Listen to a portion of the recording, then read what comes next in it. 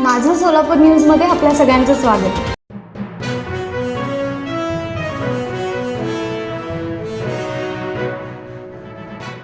पंढरपूर तालुक्यातील पटवर्धन कुरोली गावात अत्यंत धक्कादायक घटना समोर आली आहे. एका लैंगिक अत्याचार पीडित तरुणीने ॲसिड पिऊन आपले जीवन संपवले. गावातील एका व्यक्तीने तिच्यावर 1.5 महिन्यांपूर्वी अत्याचार केला होता.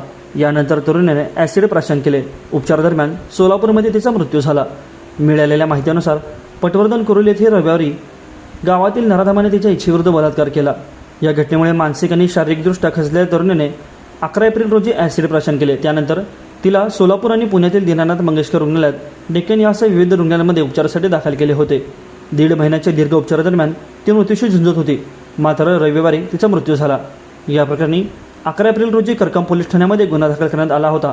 मात्र गुन्हा दाखल होऊन देखील मुख्य आरोपीला अद्याप अटक झाली नसल्याचा गंभीर आरोप पीडितेच्या कुटुंबियाने केला आहे.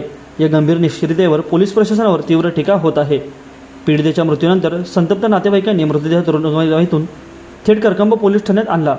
त्यांनी ठाण्याबाहेर आंदोलन सुरू केले.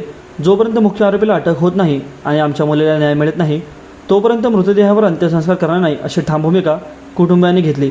मात्र वरिष्ठ पोलीस निरीक्षक अधिकाऱ्यांनी समजूत घातली व आरोपीला अटक करण्याचे आश्वासन देखील दिले. या घटनेमुळे परिसरामध्ये तणावाचे वातावरण निर्माण झाले असून स्थानिकांनाही पोलीस प्रशासनाकडे तातडीने कारवाईची मागणी केली आहे.